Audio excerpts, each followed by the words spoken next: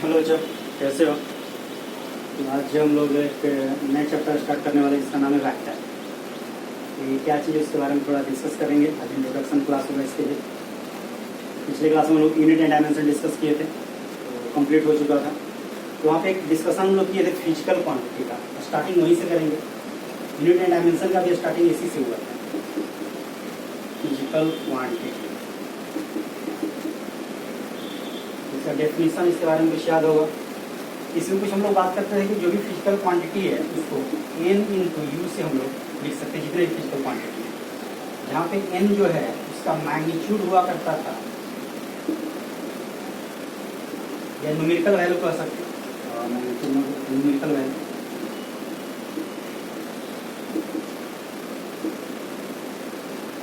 और u उसका unit हुआ करता था। याद है कुछ?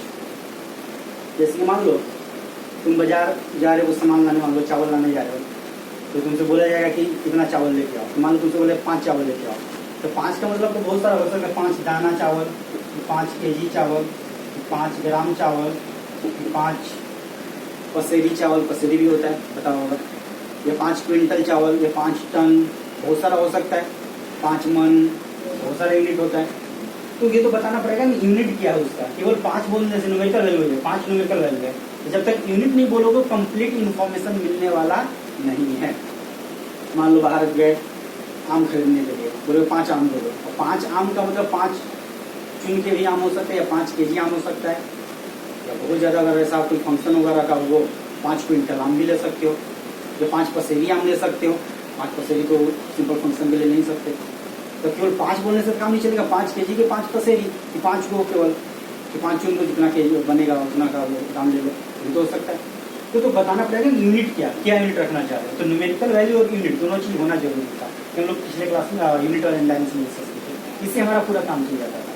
लेकिन यहाँ पे एक और क्वांटिटी आने वाला, जो आने वाला डायरेक्शन। डायरेक्शन पे सारा डिस्कशन होने वाला है। यहाँ पे डायरेक्शन एक इंपॉर्टेंट रोल प्ले करने वाला है। तो कुछ फिजिकल क्वांटिटी ऐसे होते हैं जिसमें डायरेक्शन एक इंपॉर्टेंट रोल प्ले करता है। बिना डायरेक्शन के उसका डिस्कशन ही नहीं हो सकता। वही जो फिजिकल क्वांटिटी हम लोग वेक्टर बोलते हैं। और दूसरा जो होता है उसका नाम होता है स्केलर। तो बहुत बार इस टॉपिक का नाम वेक्टर है, स्केलर भी रहता है। ये मैक्सिमम डिस्कशन इसमें वेक्टर का ही है, इसलिए इस टॉपिक का नाम तो वेक्टर डिस्कस कर रहा हूँ। ये जो फिजिकल क्वांटिटी 2 टाइप का होता है, एक का नाम होता है वेक्टर और दूसरे का नाम स्केलर। तो फिजिकल क्वांटिटी जिसको पीपी भी शॉर्ट में लिखते हैं, ये जो 2 टाइप। फर्स्ट स्केलर पहले नाम दे रहे हैं, सेकेंड इसी का वेक्टर का पूरे हम लोग डिस्कशन करना है। तो स्केलर हो जाता है पूरा यूज करते ही आ रहे हैं, जैसे मास, लेंथ, टाइम, वही जो न्यूमेरिकल वैल्यू यूनिट से पूरा हो गया। डायरेक्शन का जरूरत नहीं है, और चीज आएगा डायरेक्शन। इसमें डायरेक्शन का कोई जरूरत नहीं पड़ता, तब डिफाइन करते हैं, डेफिनेशन देते हैं।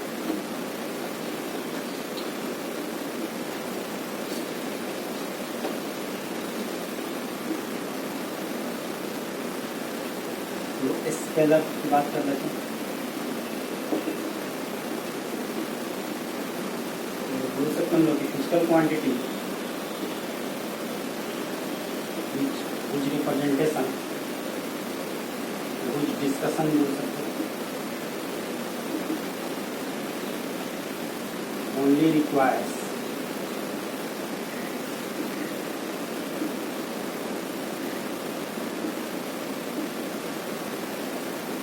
magnitude which called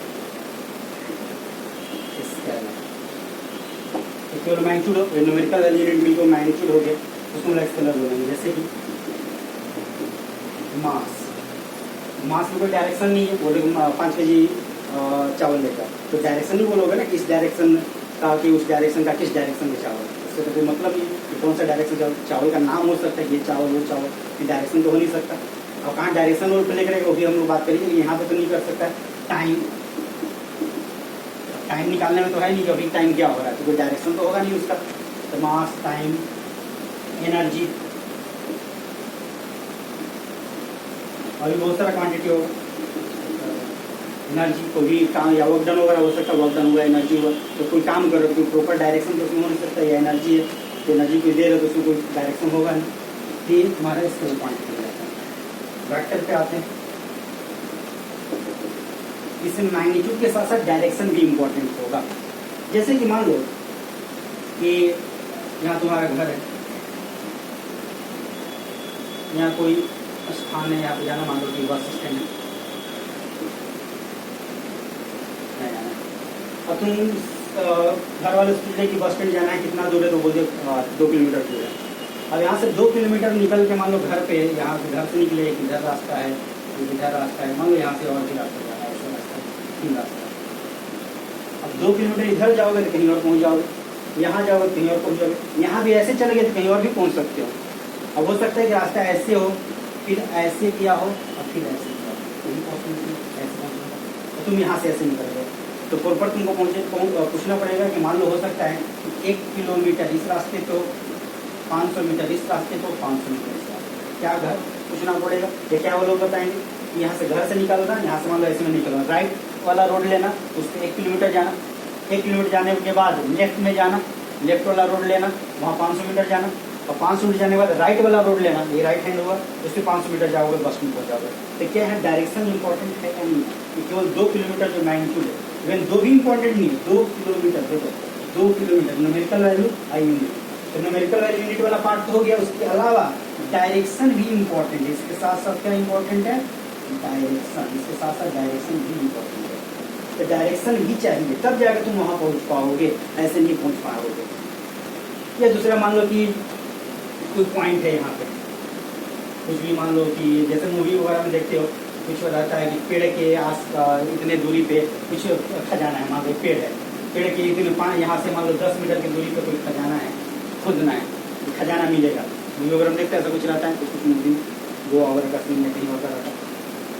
अब 10 मीटर की दूरी में तुम अगर डायरेक्शन नहीं पूछे तो पूरी जगह खोदना होगा, यहाँ से 10 मीटर इधर हो सकता है, इधर हो सकता है, इधर हो सकता है, पूरे एक सर्कल में खोदना पड़ेगा। वो भी 10 मीटर में, फिर नीचे कितना है वो भी नहीं पता, हो सकता है 10 मीटर ऐसे तिरछा हो, ये पॉसिबिलिटी हो सकता है, तो पूरे में खोदना पड़ेगा। अगर तुम डायरेक्शन पूछो नहीं, 10 पेड़ से नॉर्थ डायरेक्शन में 10 मीटर है, तो नॉर्थ डायरेक्शन में जाकर खोदना है तुमको, डेप्थ में लेके चले जाओ, या तिरछा भी होगा तो ज़्यादा नहीं, वहीं पे खोदना पड़ेगा। क्यों, तो अगर डायरेक्शन तुम नहीं पूछे रहोगे, तुम्हें पूरा एक खुदाई करना पड़ेगा, दिन भर परेशान हो जाओगे। डायरेक्शन पूछे रहोगे तो किस डायरेक्शन में, वहाँ पे खुदाई करके हम लोग को देख लेना क्या है। तो डायरेक्शन इंपॉर्टेंट हो जाता है कुछ कुछ चीज़ों में, तो जिस चीज़ों में डायरेक्शन इंपॉर्टेंट होता है डिस्कशन के लिए, उसी को हम लोग वेक्टर डिस्कस करते हैं। और भी एक वहाँ पे डायरेक्शन के अलावा भी कुछ भी बात करें, अभी तक तो यही देखिए। तो यहाँ पे नया क्वांटिटी निकल गया, नया चीज़ निकल गया, क्या चीज़, डायरेक्शन। यहाँ डायरेक्शन एक इंपॉर्टेंट रोल प्ले करने वाला है इसमें, तो वेक्टर में, तो वेक्टर में एक डायरेक्शन इंपॉर्टेंट रोल प्ले करेगा। तो देखो इसका definition,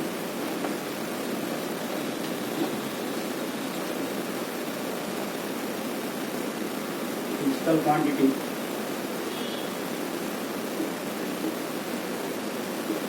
which discussion requires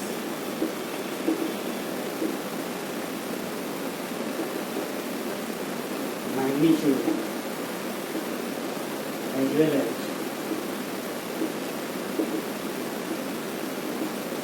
direction and के अलावा और इम्पोर्टेंट बात आने वाला है। डिस्कशन जो है मैग्नीट्यूड और डायरेक्शन तो चाहिए चाहिए, उसके अलावा and which follow vector law of addition, vector law of addition एक आने वाला है। तो एडिशन का जो ऐसे तो जनरली एडिशन का लोग पढ़ते होंगे स्केलर में कि 5 + 3 8, 5 kg और 3 kg मिलकर कितना होगा, 8 kg। फिर वेक्टर में ऐसा नहीं हो, ऐसा ही होगा, कोई गारंटी नहीं है 5 और 3 मिलकर 8 नहीं होता, कुछ और भी हो सकता है। क्या क्या होगा अभी बात करेंगे। तो वेक्टर ऑफ एडिशन जो है उसको फुलफिल करना चाहिए, तो मैग्नीट्यूड डायरेक्शन के साथ साथ, तभी जाकर वेक्टर होगा, अदरवाइज वेक्टर नहीं होगा। ये डिटेल में आगे बात करेंगे क्या होता है, अभी इसको थोड़ा सा समझते हैं कि आखिर ये कंसेप्ट है क्या vector of addition. Note down कर लो, वीडियो पॉज कर आगे बात करते हैं। कुछ एग्जाम्पल देख लो, उसको फिर आते हैं।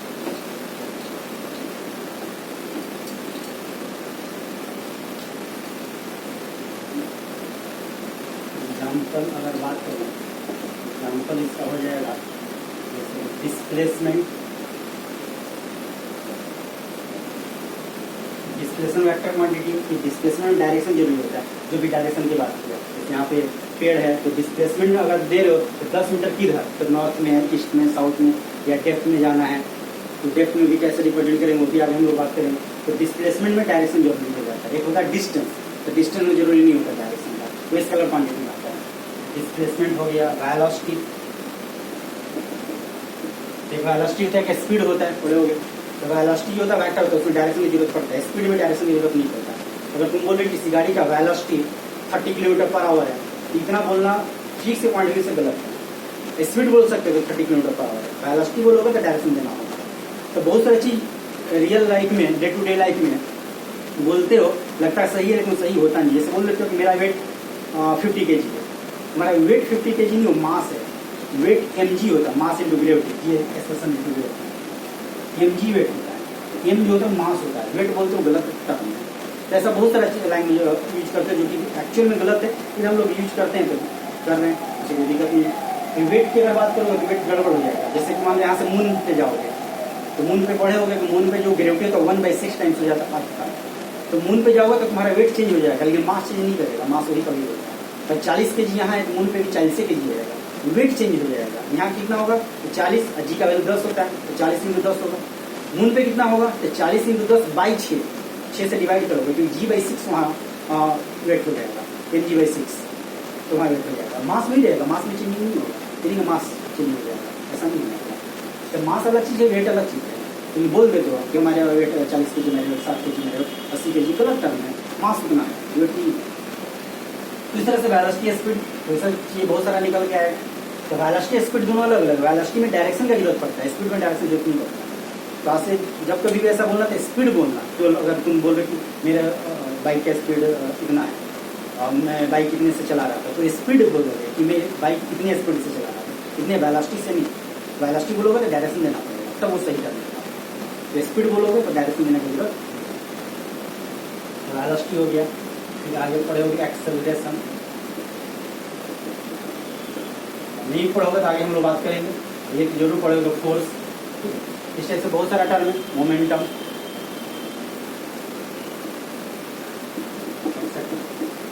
बहुत सारा ऐसा टर्म है। अब ये जो लास्ट वाला टर्म है उस पर आ जाते हैं, वेक्टर लॉ ऑफ एडिशन। ये क्या चीज है?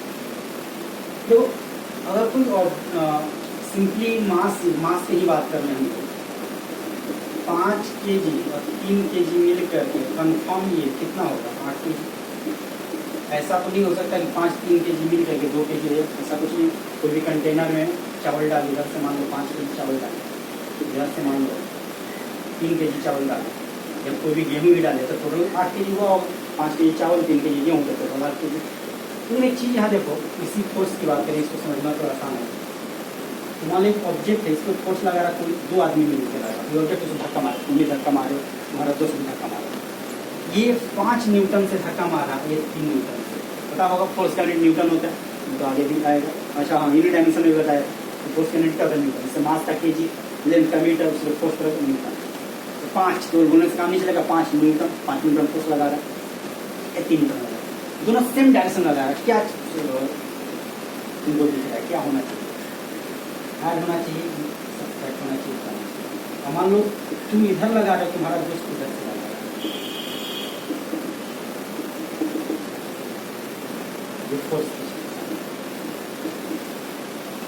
यहाँ क्या होना चाहिए? दोनों मिल के उसको धक्का मारोगे कि एक दूसरे को अपोज कर रहे हो? यहाँ क्या हो रहा है?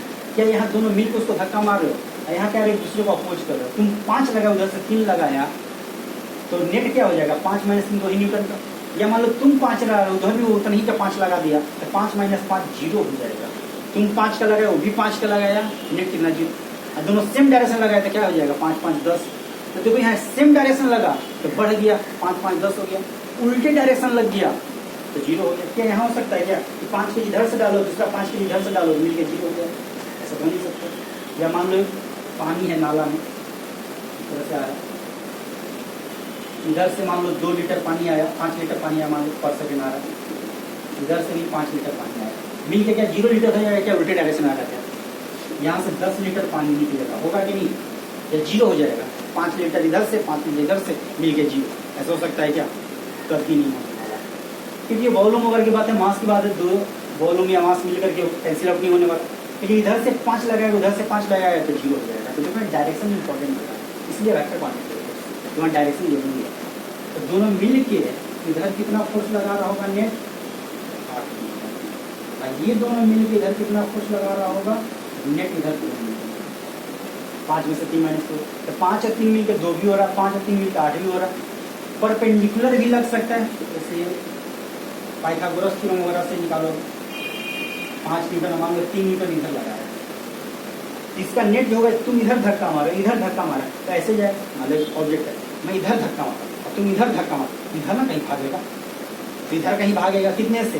तो ये ना 8 से भागना ना 2 से भागना है, ये एक्चुअल में आएगा तुम्हारा पाइथागोरस थ्योरम से। 5 इधर और 3 इधर, देखो 5 न्यूटन और 3, 5 न्यूटन और 3 न्यूटन। ऐसे इसको आगे करके बना सकते हैं। ये इधर 5 न्यूटन और इधर किधर 3 न्यूटन, इन्हें लग रहा है। तो नेट फोर्स क्या होगा? इनका वेक्टर सम होगा, इसी को बोलते हैं वेक्टर सम। ये वाला ये पाइथागोरस थ्योरम पढ़े हो गए, क्या होता है अंडर ए स्क्वायर प्लस बी स्क्वायर, इतना न्यूटन का फोर्स लग रहा होगा। मान लो 90 नहीं होता, कुछ और डायरेक्शन होगा तो उसके अकॉर्डिंग फिर आगे बात करेंगे क्या होगा, कुछ और फोर्स लगेगा। तो देख लो यहाँ पे 5 और 3 मिलकर 8 भी हो रहा है, 5 3 मिलकर 2 भी हो रहा है, कुछ और भी वैल्यू होगा। ये 25 और 9 34 34 न्यूटन हो जाएगा, कोई और भी वैल्यू हो जाएगा। तो जो फोर्स वाला डिस्कशन वो इस तरह से हो जाता है, जिसमें डायरेक्शन इंपॉर्टेंट होता है, किस डायरेक्शन लगा रहे हो। लेकिन ये जो है उसमें डायरेक्शन इंपॉर्टेंट नहीं है, इसी बोलते हैं vector of addition. Vector of addition होता है, तो फोर्स वेक्टर ऑफ एडिशन को फुलफिल करता है डायरेक्शन होने के साथ साथ। ये टर्म लाने का एक सिंगल क्वांटिटी जो है बहुत बड़ा रीजन है, वो करंट है। नोट डाउन कर लो, फिर उसमें भी आते इलेक्ट्रिकल, देखो क्या है।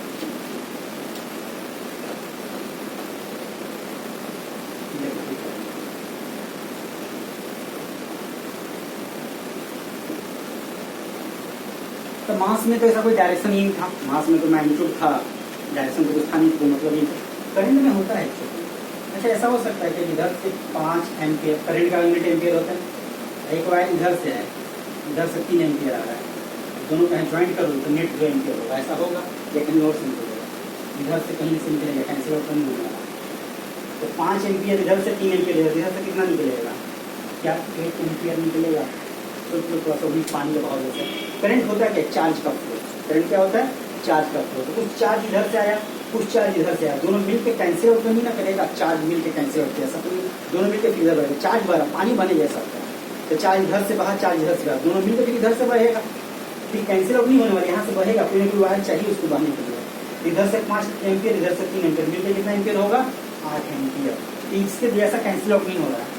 या दूसरा इस तरह से बोल सकते हो कि एंगल पे डायरेक्ट इसको अगर बोला जाए, ये वाला 5 एम्पियर, ये वाला 3 एम्पियर, ये एंगल कुछ भी हो दोनों के बीच में, इधर से कितना निकलेगा? 8 एम्पियर निकलेगा, कुछ भी एंगल हो। लेकिन फोर्स में ऐसा नहीं होगा। अगर फोर्स लग रहा है यहाँ पे, इधर से 5 न्यूटन, इधर से 3 न्यूटन, ये एंगल थीटा है, जो नेट फोर्स होगा इसी डायरेक्शन में, ये थीटा पर डिपेंड करेगा। ये नेट जो है थीटा पर डिपेंड करेगा, लेकिन ये जो करंट है वो थीटा पर डिपेंड नहीं करेगा। तो अगर थीटा पर डिपेंड करे, दोनों के बीच एंगल पर डिपेंड कर रहा है नेट डिस्कशन, तो तुम्हारा वेक्टर ऑफ एडिशन को फुलफिल कर रहा है। डिपेंड नहीं कर रहा मतलब वेक्टर ऑफ एडिशन को फुलफिल नहीं कर रहा। इसी कारण से इलेक्ट्रिक करंट में डायरेक्शन होने के बावजूद भी ये वेक्टर क्वांटिटी नहीं है। तो इसको लिख लोगे, नोट डाउन कर लो, जाकर लिख लोगे।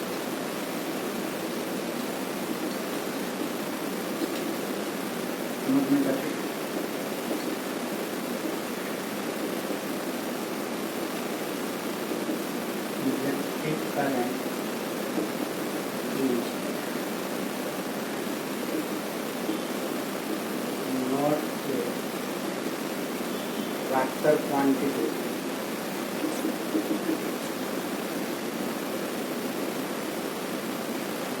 because it does not follow vector law of vector of addition को follow नहीं करते, इसलिए वेक्टर क्वांटिटी। तो सिंपली अभी के लिए ध्यान रखना है, जो रिजल्टेंट अगर एंगल पर डिपेंड करे तो वेक्टर ऑफ एडिशन को फुलफिल कर रहा है, तो एंगल पर डिपेंड करे, एंगल पर डिपेंड ना करे, कुछ भी एंगल रिजल्टेंट फिक्स है, तो नहीं आना है, मतलब स्केलर जैसा है। उसको डायरेक्शन से कोई मतलब नहीं है। तो डायरेक्शन से जिसको मतलब हो रहा है, मतलब उसका एडिशन वेक्टर ऑफ एडिशन को फुलफिल करेगा, डायरेक्शन डिपेंडेंट है तो वेक्टर क्वांटिटी होगा। तो जिनका एडिशन को डायरेक्शन से कोई मतलब नहीं है तो वो कैसे क्वांटिटी हो जाएगा, वेक्टर, एंड डायरेक्शन होने के बावजूद भी वेक्टर क्वांटिटी होगा। तो ये वेक्टर का डेफिनेशन हो गया, नोट डाउन कर लो। आगे बात हम लोग करेंगे representation of vector, note down करो।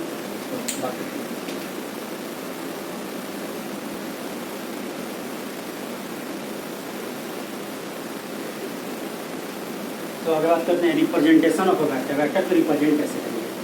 तो वेक्टर को रिप्रेजेंट करते हैं एरो से, एरो देते हो तीन। तो वैसे अगर एरो में अगर बात करोगे तो ये नुकीला भी होता है, पीछे में भी रहता है, पीछे में ऐसे कर्व जैसा रहता है, उसको इस तरह से भी दिखाया जा सकता है, ऐसे नुकीला ऐसे कट करके या ऐसे एक्चुअल में कुछ कर्व जैसा होता है, इसको दोनों तरह से ऐसे कट करके कर्व जैसा उसी को क्रॉस से दिखाया जाता है। एक्चुअल में ऐसे होता है, तो जहाँ जरूरत पड़ेगा इसकी भी बात करेंगे, जनरल ऐसे इसी तरह से दिखाएंगे, बार बार ऐसा नहीं करेंगे, यही एरो होगा। तो ये ऐसे कर्व जैसा, इसको भी धनुष का जो वायर है उस पर टाइट करोगे, उसको सपोर्ट के लिए चाहिए ना, तो हल्का कर्व जैसा होता है, तो उसमें कट कर देते हो बहुत बार, अलग से कर्व लगा देते हो, तो क्रॉस जैसा भी बोलते हैं उसको, ऐसे है ताकि सपोर्ट करो, क्रॉस होता है, यहाँ पे नुकीला होता है ऐसे। इसका भी जरूरत पड़ेगा इस कंसेप्ट का, आगे बात करेंगे। अभी के लिए ऐसे ही एरो रिप्रेजेंट करेंगे, ये लाइन हुआ एक तरफ से एरो दिखा दिया। इसको बोलते हैं टेल, इसको क्या बोलते हैं, सॉरी इसको बोलते हैं हेड, इसको बोलते हैं हेड से ये टेल हुआ कुछ, ये पीछे वाला पार्ट है, आगे वाला पार्ट है एरो का, इसको बोलते हैं हेड, इसको बोलते हैं टेल। इसको टेल बोलते हैं, उसको क्या बोलते हैं हेड। इसको हेड ऑफ वेक्टर बोलते हैं, हेड ऑफ एरो बोलते हैं, इसको बोलते हैं टेल ऑफ एरो। तो वेक्टर को किससे रिप्रेजेंट करते हैं, एरो से। तो vector is represented by an arrow।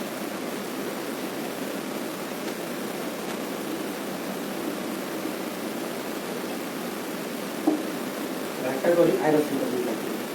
अब इसमें हेड हुआ, एक टेल हुआ, तो वेक्टर का जो डायरेक्शन किससे मिलेगा, तो ये एरो का जो डायरेक्शन होता है टेल टू हेड, ये वेक्टर का डायरेक्शन होता है। Direction of vector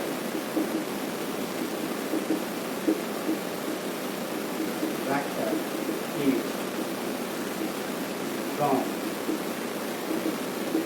tail to head of तो टेल टू हेड जो है एरो का, वो डायरेक्शन ऑफ वेक्टर देता है। और मैग्नीट्यूड ऑफ वेक्टर क्या देगा, तो इसका लेंथ जो होता है मैग्नीट्यूड देता है। मान लो कि वेक्टर है तो डिस्प्लेसमेंट 5 मीटर और कुछ डायरेक्शन होगा नॉर्थ, पता होगा जो बोर्ड पे ऊपर की ओर नॉर्थ दिखाते हैं, इधर की ओर जो होगा ऐसे ये हो जाएगा, यहाँ 5 मीटर ये डायरेक्शन हो जाएगा।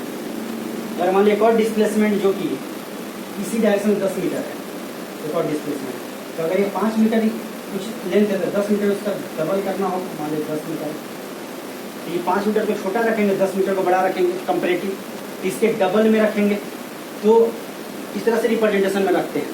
और बहुत बार ऐसा यूज करते नहीं है, लेकिन करना चाहिए कि अगर ये 1 सेंटीमीटर इसको 2 सेंटीमीटर रखना पड़ेगा, तब जाके सही से अरेंजमेंट होगा। मान लीजिए लेंथ 1 सेंटीमीटर की लेंथ मान लीजिए 2 सेंटीमीटर, अगर ये डिस्प्लेसमेंट 10 मीटर है, सेम डायरेक्शन में है, तो जो लेंथ होता है उसका मैग्नीट्यूड देता है। तो लेंथ की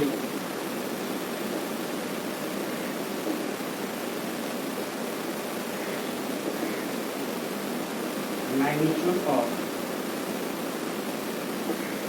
लेंथ जो देता है वो क्या देता है, मैग्नीट्यूड वेक्टर, वेक्टर का मैग्नीट्यूड देता है। तो वेक्टर को कैसे रिप्रेजेंट करते हैं, तो एरो से।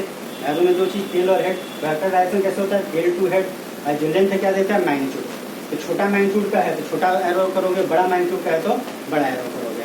सेम डायरेक्शन है दूसरी डायरेक्शन में करोगे, दूसरी डायरेक्शन में करोगे, इसके अकॉर्डिंग बात करोगे।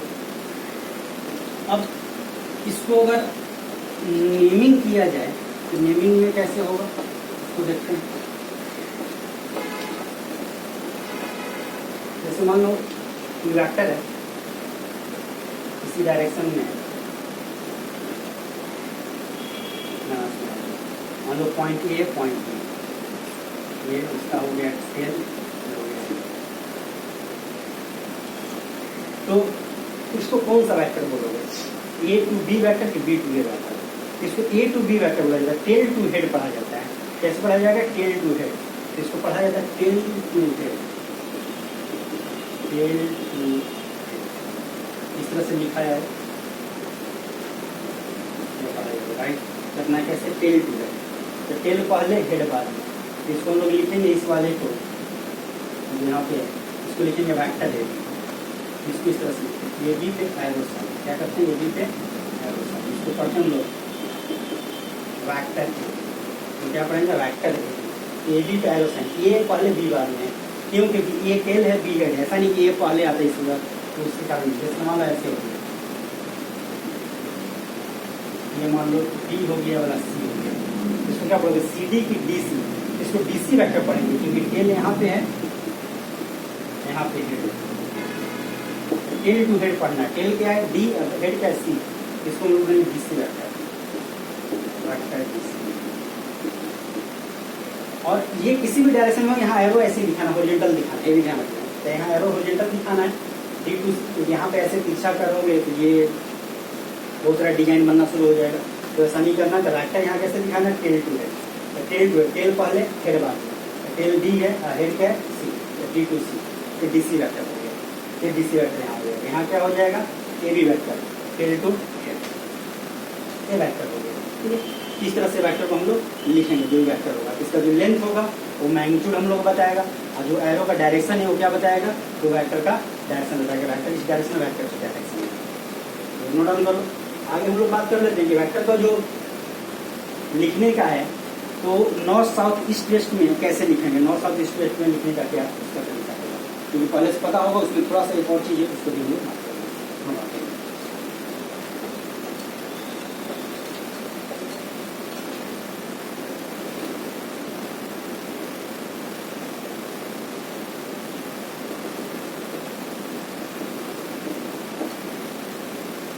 नॉर्थ साउथ ईस्ट वेस्ट,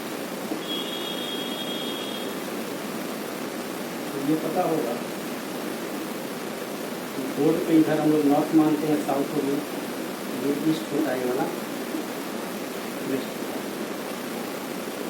तो अगर मान लो कोई वेक्टर इधर की ओर है, तो मान लो 5 मीटर का ये भी वेक्टर, तो सीधे लिख दोगे ये भी वेक्टर ना, कि भी है ऐसे 5 मीटर इस डायरेक्शन में, नॉर्थ डायरेक्शन में, ये डायरेक्शन ए टू बी, ये डायरेक्शन हुआ।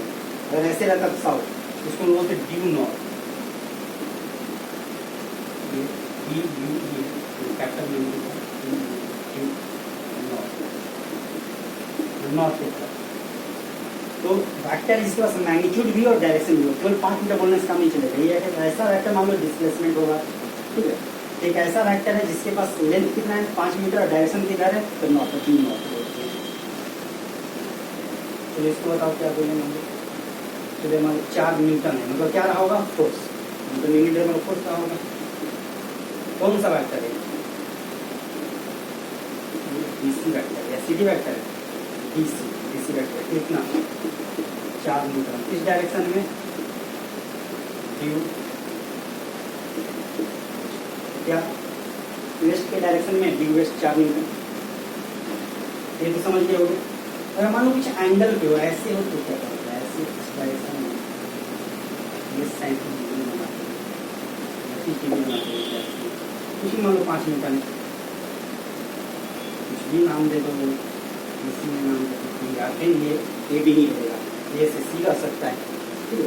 ये नहीं कि ए के बाद बी नहीं रहेगा, ए के बाद बी नहीं रहेगा, कोई भी नाम हो सकता है। एसी वेक्टर है कितने का? 5 मीटर का। कितने एंगल इस डायरेक्ट किधर को जा रहा है? पहले देखो तो ये ईस्ट वाला हुआ है, नॉर्थ में, तो नॉर्थ और ईस्ट में जा रहा है, नॉर्थ ईस्ट में कुछ हो रहा है। तो क्या ऐसा लिख दो तो काम चल जाएगा कि एसी वेक्टर जो है 5 न्यूटन मैग्नीट्यूड हो गया, डायरेक्शन क्या हो जाएगा? तो नॉर्थ ईस्ट, शॉर्ट में नहीं डाल दो, नॉर्थ ईस्ट करके काम चल जाएगा क्या? तो नहीं चलने वाला। क्यों? क्योंकि एंगल भी तो आएगा, एंगल भी तो लाना पड़ेगा। इधर का 30 डिग्री हो, 40, 50 हो, सबका तो नॉर्थ ईस्ट लिख दोगे तो हो जाएगा क्या? हम तुम नॉर्थ ईस्ट डालोगे तो मैं कोई 30 डिग्री ड्रॉ करा, कोई 40 ड्रॉ करा, कोई 10 ड्रॉ करेगा, सब पता लगा डायरेक्शन में। तो ये एंगल आना चाहिए, तो एंगल तो आना चाहिए। अब एंगल लाने का तरीका क्या है? तो देखो एंगल लाने का तरीका ये है कि अगर मान लो मैं एंगल लिख रहा हूँ यहाँ पे 30 डिग्री, तो ये कुछ रूल है इसका लिखने का, जिसके साथ एंगल रहता है उसका नाम बाद में आता है। तो ये किसके साथ एंगल है? देखो ईस्ट के साथ है, नॉर्थ के साथ है, ईस्ट के साथ, तो नाम ईस्ट का बाद में आएगा। नॉर्थ ईस्ट तो लिखेंगे लेकिन ईस्ट को बाद में लिखेंगे। इसको लिखेंगे 30 डिग्री नॉर्थ ऑफ ध्यान रखो। तो जिसके साथ एंगल होगा उसका नाम बाद में आएगा, तो याद रखोगे जिसके साथ एंगल होगा उसका नाम बाद में आएगा, जिसके साथ एंगल होगा उसका नाम बाद में आएगा। एंगल 30 डिग्री इसके साथ भी तुम लिख सकते हो। मान लो ये 30 है, कितना होगा मतलब ये 7 होगा। इसी वेक्टर को क्या लिख सकते हैं? 5 न्यूटन। 90 तो ही रहेगा। 60 डिग्री में क्या लिखोगे? East of. 60 डिग्री में क्या लिखोगे? नॉर्थ से कितना डिग्री बना रहा है? 60 डिग्री। तो नॉर्थ से 60 डिग्री बना रहा है, लेकिन किस डायरेक्शन में? नॉर्थ ईस्ट डायरेक्शन में। नॉर्थ से 60 इधर भी हो सकता है, नॉर्थ 60 इधर भी हो सकता है, लेकिन नॉर्थ से 60 तो बना रहा है, लेकिन किस डायरेक्शन में? ईस्ट वाले डायरेक्शन में, नॉर्थ वेस्ट में। तो ये भी लिखना जरूरी नहीं। 60 डिग्री नॉर्थ सिंपली लिखने से काम नहीं चलेगा। नॉर्थ से 60 तो बना रहा है, लेकिन कौन सा 60 में है?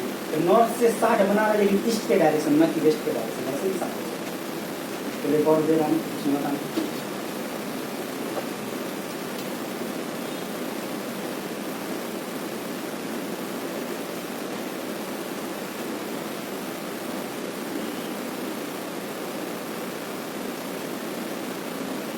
डिग्री 5 मीटर क्या होगा? इसी वेक्टर क्या होगा? 5 मीटर 40 डिग्री। क्या ये कौन सा डायरेक्शन है? वेस्ट। ये कौन सा डायरेक्शन है? साउथ। इसका नाम बाद में आएगा। पहले कौन आएगा? साउथ। वेस्ट बाद में आएगा। वेस्ट के साथ एंगल है तो साउथ ऑफ वेस्ट। ऐसे ही लिख सकते हैं, west of south of west. West के साथ आएगा। क्या बोल सकते हो? 5 मीटर 40 से दूसरा क्या बचेगा? 50 डिग्री बचेगा। क्या पहला 50 डिग्री बचेगा? 50 डिग्री क्या? West of south. तो साउथ से कितना डिग्री? 50 डिग्री। साउथ से 50 डिग्री। चलो एक चीज और इसमें बात कर लेते हैं। अगर एंगल 45 डिग्री हो तो क्या? ये एंगल 45 डिग्री, कितनी नाम दे दो? ये भी नाम दे दो। ये वेक्टर है, ये डी है कि डी है? ये वेक्टर 45 डिग्री, इसके लिए 4 मीटर। ये वेक्टर क्या हो जाएगा? 4 मीटर। 4 metre 45 degree. किस डायरेक्शन में? देखो ये ईस्ट, एक या साउथ। अभी जो एंगल है किससे है? ईस्ट से है। तो क्या मैं लिख सकता हूँ? South of east. जिसके साथ एंगल उसका नाम बाद में। दूसरा जो लिखो तो क्या लिखोगे? ये एंगल 45 से ये एंगल 45 होगा ना, ये भी एंगल क्या होगा? 45 डिग्री ईस्ट ऑफ साउथ। अब यहाँ देखो सिमेट्री बन रहा है। जितना एंगल इधर से उतना ही एंगल इधर रहते हैं। जब 45 इसके साथ लिखो, 45 इसके साथ लिखो, कोई फर्क पड़ने वाला नहीं है। ऐसे केस में एंगल हटा सकते हो। इसको क्या लिख सकते हो? 4 मीटर साउथ ईस्ट, या लिख सकते हो 4 मीटर ईस्ट साउथ भी लिख सकते हो। जनरल ये वाला ज्यादा फेमस होता है, साउथ ऑफ ईस्ट या साउथ ईस्ट सिंपली। तो अगर कुछ भी एंगल नहीं दिया, इसका मतलब क्या है?